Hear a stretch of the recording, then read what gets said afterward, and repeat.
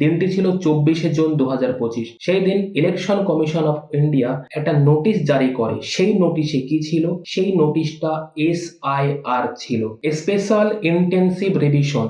আসলে এটার মানে হলো পুরো ভারতবর্ষে আবার সম্পূর্ণরূপে নতুন করে ভোটার লিস্ট তৈরি করা হবে। আর এটা যখন হচ্ছিল তখন জানা যায় যে বিহারে অলরেডি চালু হয়ে গিয়েছে এটা। তো যেটা বিহারে 2003 সালে শেষ হয়েছিল, যেটা বর্তমানে এখন হচ্ছে, সেই রকমই ভারতে মানে আমাদের বাংলায় 2002 সালে শেষ হয়েছিল। এখন যেটা বিহারে হয়েছে সেটা আমাদের বাংলাতেও কিছুদিন পরেই হবে। আর 27 জুলাই পর্যন্ত জানা যায় বিহারে মোট 65 লাখ মানুষ তাদের ভোটার লিস্ট থেকে নাম হারিয়েছে। এবার এখানে ভোটার লিস্ট থেকে নাম হারানো মানে তারা নিজেদের দেশের নাগরিকত্ব হারিয়েছে, মানে ভারতের দেশের নাগরিকত্ব হারিয়েছে। তাহলে এখানে প্রশ্ন হলো তাদের কি হবে? তারা কোথায় বা যাবে? তাদেরকে কি বাংলাদেশে পাঠিয়ে দেবে নাকি কি করবে? আর এটা যদি আমাদের বাংলাতে শুরু হয় তাহলে আমাদের বাংলার মানুষের কি হবে? বাংলার মানুষেরও কি সেই একই হাল হবে যেমনটা এখন বিহারের হয়েছে? আর আমাদের বাংলায় যদি শুরু হয় তাহলে কতজনই বা বাদ যাবে? এটাও হচ্ছে একটা বিশাল বড় প্রশ্ন। আর আমাকে কিভাবে প্রমাণ করতে হবে যে আমি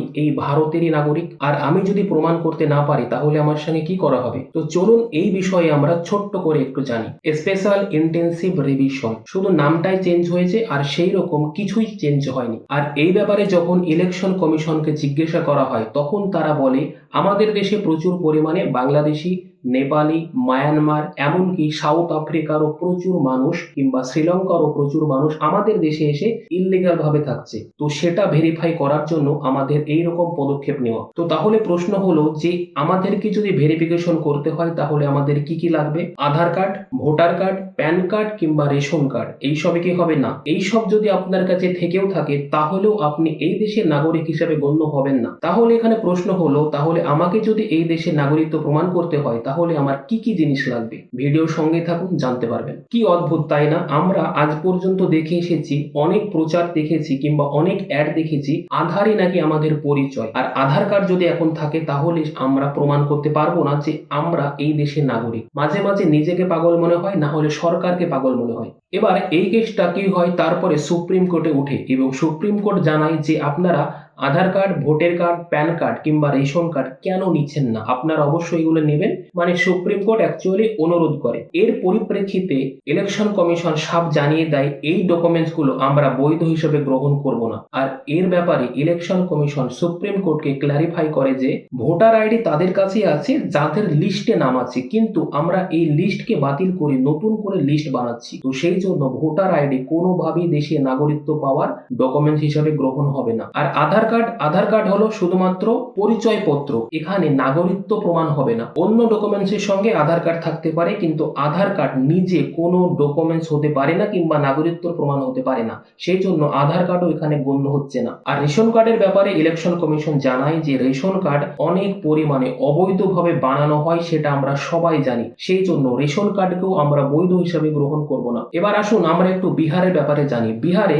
27 জুলাই পর্যন্ত মোট যত জনসংখ্যা আছে তার মধ্যে ফর্ম জমা দিয়েছে 91.69%। আর এর মধ্যে 22 লাখ মানুষ এমন আছে যাদের ভোটার লিস্টে নাম আছে কিন্তু তাদের কোনো অস্তিত্ব খুঁজে পাওয়া যায়নি। মানে বলতে চাইছি হয় তারা মারা গেছে, না হলে দেশের বাইরে কিংবা অন্য রাজ্যে চলে গেছে, কিন্তু তারপরেও তাদের নাম কিন্তু এই বিহারের ভোটার লিস্টে আছে। আর তার মধ্যে 36 লাখ মানুষের কোনো অ্যাড্রেসই খুঁজে পাওয়া যায়নি। মানে কল্পনা করুন, 36 লাখ মানুষের কোনো হদিশই পাওয়া যাচ্ছে না। আর এর মধ্যে প্রমাণ সহ 7 লাখ মানুষ অন্য দেশে চলে গেছে, যার প্রমাণ ইলেকশন কমিশন পেয়েছে। আর এর মধ্যে 11,000 মানুষের কোনো হদিশ খুঁজে পাওয়া যাচ্ছে না, মানে তাদের অ্যাড্রেসও খুঁজেই পাওয়া যাচ্ছে না। এবার এখানে সব থেকে বড় প্রশ্ন লেগেই থাকে যে আমাদেরকে নাগরিকত্ব প্রমাণ করার জন্য কোন কোন ডকুমেন্টস লাগবে। দেখুন কিভাবে ফর্ম ফিল আপ করতে হবে এটা আপনারা অলরেডি অনেক ভিডিওতে দেখেছেন, তাই আমি ফর্মের ব্যাপারে কোনো কিছুই বলছি না। আমি জাস্ট বলে দিচ্ছি যে কোন কোন ডকুমেন্টস লাগবে। সেটা ইংলিশে আছে, আমি বাংলাতে বুঝিয়ে দিচ্ছি,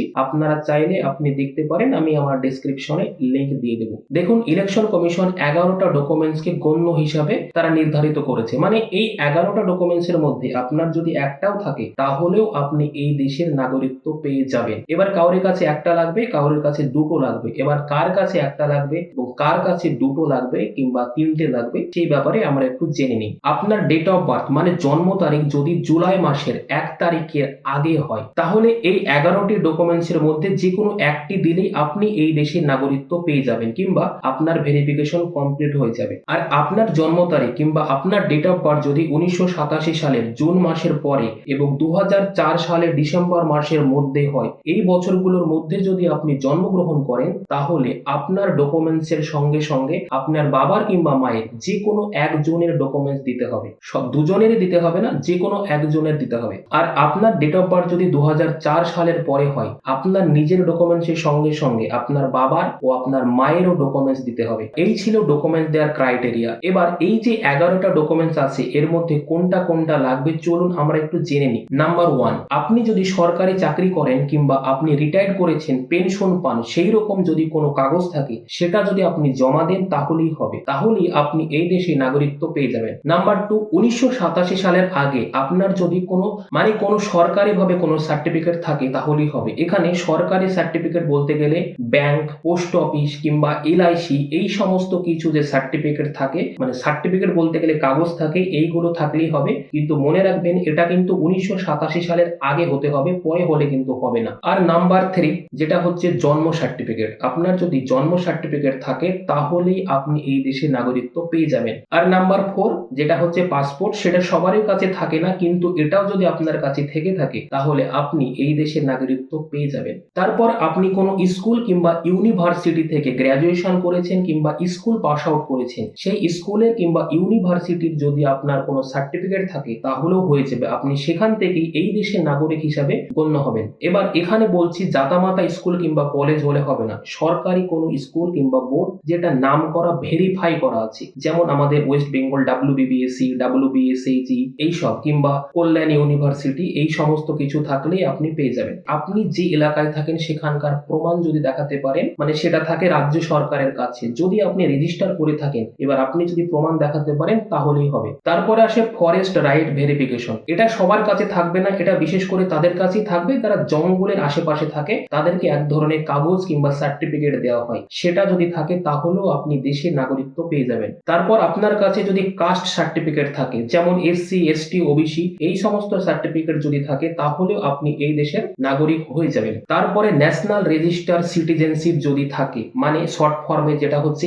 NRC, আপনার এলাকায় হয়তো কোনো সময় NRC হয়েছিল এবং তার প্রমাণ আপনার কাছে আছে, আপনি যদি সেইগুলো ভালোভাবে দেখাতে পারেন তাহলে আপনি ভারতের নাগরিকত্ব পেয়ে যাবেন, আপনার কোনো অসুবিধা হবে না। ফ্যামিলি রেজিস্টার, মানে রাজ্য সরকার দ্বারা কিংবা কেন্দ্র সরকার দ্বারা ফ্যামিলি রেজিস্টার করা হয় সরকারের মাধ্যমে, ওই রকম কাগজ যদি আপনার কাছে থেকে থাকে তাহলেও আপনি এই দেশের নাগরিকত্ব পেয়ে যাবেন। তারপরে সরকারের তরফ থেকে যদি আপনার জমির কোনো কাগজ থাকে, মানে আপনি যেখানে থাকেন সেই জমিটা যে আপনার, সেটার যদি কোনো কাগজ থাকে, মানে অ্যাকচুয়ালি আপনার যদি জমির কোনো দলিল থেকে থাকে, তাহলেও আপনি এই দেশের নাগরিকত্ব পেয়ে যাবেন। এই যে 11টা ডকুমেন্টস বললাম, এই 11টা ডকুমেন্টস এর মধ্যে যে কোনো যদি আপনি একটা দেখাতে পারেন তাহলে আপনি নিজে এই দেশের সিটিজেনশিপ পেয়ে যাবেন। মানে ধরুন আজকে আপনি জন্মগ্রহণ করেছিলেন 1987 সালের আগে, তাহলে আপনাকে যদি আপনি আপনার ডকুমেন্টস ফর্ম ফিল আপ করার পর আপনার ডেট অফ বার্থ মানে বার্থ সার্টিফিকেট দিয়ে দেন, তাহলে আপনি কিন্তু এই দেশের নাগরিকত্ব পেয়ে যাবেন। আর ধরুন আপনি হয়তো 1987 সাল থেকে 2004 সালের মধ্যে জন্মগ্রহণ করেছেন, তাহলে আপনার কি কি লাগবে? আপনার ডকুমেন্টস, আপনার একটা কাস্ট সার্টিফিকেট দিলেন কিংবা ডেট অফ বার্থ যে কোনো একটা দিলেন, তার সঙ্গে আপনার বাবা কিংবা মায়ের একটা কাস্ট কিংবা যে কোনো এই 11টার মধ্যে যে কোনো একটা দিয়ে দিলেন। তারপরে আপনি যদি 2004 সালের পরে জন্মগ্রহণ করেন, আপনার কোনো একটা এর মধ্যে একটা সার্টিফিকেট দিবেন এবং তারপরে আপনার বাবার এবং মায়ের আলাদা আলাদা ভাবে একটা একটা করে সার্টিফিকেট দিবেন। মানে 11টাই লাগবে ওইরকম না, যে কোনো একটা থাকলেই হবে, তাহলেই আপনি এই দেশের নাগরিকত্ব পেয়ে যাবেন। দেখুন আমি যে এটা বললাম এটা কিন্তু বিহারে এই রকমই ডকুমেন্টস লিখেছিল, আশা করছি আমাদের এখানেও এই রকমই হবে, সেই রকম কোনো চেঞ্জ মনে হয় না হবে, কারণ রাজ্য আলাদা হলেও দেশ কিন্তু একই, কমিশন কিন্তু একই। তবে এটা নিয়ে এখন থেকে ঘাবড়ানোর অত কিছুই নেই, তবে আস্তে আস্তে আপনি এই ডকুমেন্টস গুলো রেডি করতে শুরু করুন, কারণ এই যে ইলেকশন কমিশন যে রিভিশন করছে, মানে ভোটার লিস্টকে বেছে বেছে বেছে বেছে বাদ দিচ্ছে এবং নতুন করে ভোটার লিস্ট বানাচ্ছে, তারা বলেছে এটা শুধু বিহারেই হবে না, পুরো ভারতবর্ষ জুড়ে হবে। আর এমনকি তারা বলেছে আমরা পুরো প্রত্যেকটা ভারতবর্ষের প্রত্যেকটা বাড়িতে বাড়িতে যাব ভেরিফিকেশন করতে। হঠাৎ করে কখন আমাদের বাংলায় শুরু হয়ে যাবে বলা তো যায় না, তাড়াহুড়ো করার থেকে তখন এখনই আস্তে আস্তে জোগাড় করা ভালো। আর আমার মনে হয় আপনি যদি ভারতীয় হয়ে থাকেন এই 11টা ডকুমেন্টস এর মধ্যে একটা না একটা তো থাকবেই, এটা একটা নর্মাল ব্যাপার। আর এর মধ্যে মমতা ব্যানার্জি বলেছে যে এই যে ভোট গণনা কিংবা এই যে রিভিশন, এটা সে কোনোভাবেই হতে দেবে না।